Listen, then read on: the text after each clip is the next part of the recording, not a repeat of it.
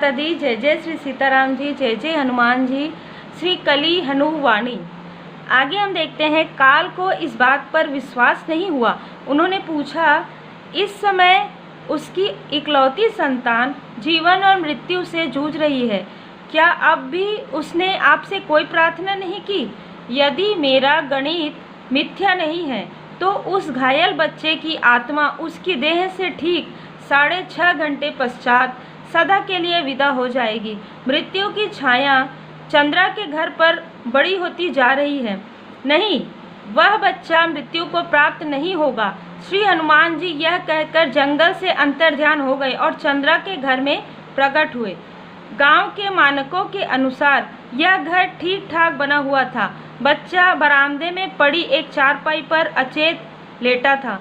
उस बरामदे के भीतर 2 बड़े कमरे थे। काम चलाऊ चिकित्सक चारपाई के पास पड़ी एक लकड़ी की मेज पर बैठा व्यस्त होने का अभिनय कर रहा था। बच्चे का पिता भूतल पर उकड़ बैठे हुए चिकित्सक के निर्देशों के अनुसार सहायता करने के लिए तत्पर था। श्री हनुमान जी चारपाई के चारों ओर घूमे और रोगी की अच्छे से जांच पड़ताल की। उसके सिर पर कोई बाहरी चोट दिखाई नहीं दे रही थी और ना ही कहीं से खून बहा था। चोट गहरी थी और सीधे सिर पर लगी थी। अश्विन देव चारपाई के दोनों ओर प्रकट हुए। लगभग आधे घंटे के उपचार के पश्चात उन्होंने घोषणा की, हे श्री हनुमान जी, हमने मस्तिष्क की चोटें सफलतापूर्वक ठीक कर दी है। अब बच्चे की देह पूरी तरह स्वस्थ है परंतु अचेत है। इसकी आत्मा ने इसकी देह में पुनः आने से मना कर दिया है, क्योंकि इसकी आत्मा अपने अगले जन्म के साथ कड़ियाँ जोड़ चुकी है। बच्चे की आत्मा बिल्कुल भी पीड़ा में नहीं थी। वह तो इस जन्म और उस जन्म के मध्य कुछ ऐसे दृश्य जी रही थी जो सपनों जैसे होते हैं। वे दृश्य अनियमित और असंगत थे, अर्थात इस संसार के दृश्यों की भांति एक दूसरे से जुड़े हुए नहीं थे। उसकी आत्मा अगले जन्म में प्रवेश करने की तैयारी कर रही थी, जिसमें उसके परिजन भी भिन्न होने वाले थे और देह भी भिन्न होने वाली थी। अगले जन्म में प्रवेश करने के पश्चात उसे चंद्रा का नाम भी स्मरण नहीं रहने वाला था और ना ही इस जन्म की अन्य घटनाएं। अतः पीड़ा केवल और केवल चंद्रा की थी। वह अपना इकलौता बच्चा खोने वाली थी। वह उसे केवल देह से जानती थी। इससे कोई अंतर नहीं पड़ने वाला था कि उस देह में कौन सी आत्मा विराजे। वह उसे तब तक अपना ही बच्चा समझने वाली थी जब तक कि वह देह उसी तरह हंसती, उसी तरह खेलती और उसी तरह व्यवहार करती जैसे उसका बच्चा करता आ रहा था। इसलिए श्री हनुमान जी का कार्य था उस स्वस्थ हो चुकी देह में किसी आत्मा को लाना। यह कोई असाधारण या अभूतपूर्व स्थिति नहीं थी। देवी देवता मानव कल्याण के लिए ऐसी आत्माओं की व्यवस्था करते हैं जो आत्मा रहित देहों में प्रवेश करके जीवन बचाती है, परंतु यह मामला मानव जाति के कल्याण का नहीं था। यह तो केवल एक परिवार की प्रसन्नता का प्रश्न था।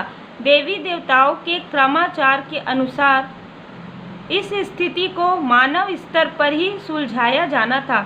इसमें देवों की सहायता कम से कम ली जानी चाहिए थी। इस स्थिति का मानवीय हल निकालने के लिए श्री हनुमान जी का आंतरिक संसार में जाना आवश्यक हो गया। आंतरिक संसार शून्य सुरंगों की एक भूल भुलैया है। उन सुरंगों के बीचों बीच से समय के तार निकलते हैं।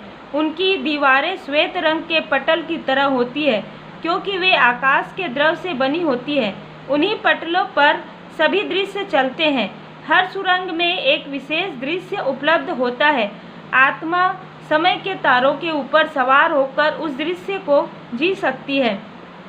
तो दोस्तों, हम सब यहाँ पर देखते हैं कि श्री हनुमान जी की असीम कृपा जब हमें प्राप्त होती है, हमारे साथ आध्यात्मिक यात्रा में बहुत सी ऐसी चीज़ें होती है, बहुत सारी ऐसी घटनाएं, सुखद घटनाएं होती हैं जिसे हम किसी से शेयर करने में भी, मतलब अगर करेंगे भी तो वो समझना बहुत कठिन होता है। ये श्री हनुमान जी की असीम कृपा है। तो हम आगे देखते हैं। श्री हनुमान जी बाहरी संसार से अलग होकर शून्य सुरंगों के माध्यम से उस सुरंग में पहुँचे जहाँ पर चंद्रा की आत्मा उस समय उपस्थित थी। वहाँ पर जो दृश्य चल रहा था वह बहुत ही मनहूस था। उस दृश्य की प्रमुख किरदार चंद्रा थी और वह अपने भय से भागने की चेष्टा में रसोई के बर्तनों को इधर उधर कर रही थी। उसका इकलौता बच्चा मृत्यु से जूझ रहा था। 6 घंटे के भीतर वह उस प्राणहर सुरंग में पहुंचने वाली थी जिसमें उसके बच्चे की मृत्यु का दृश्य चल रहा था। श्री हनुमान जी का कार्य था उन 6 घंटों के भीतर उसके बच्चे के तन में एक आत्मा को प्रवेश कराना। उसका परिणाम यह होता कि चंद्रा प्राणहर सुरंग में प्रवेश करने की बजाय उस सुरंग में प्रवेश करती जिसमें उसका बच्चे के ठीक होकर आँख खोलने का दृश्य चल रहा था।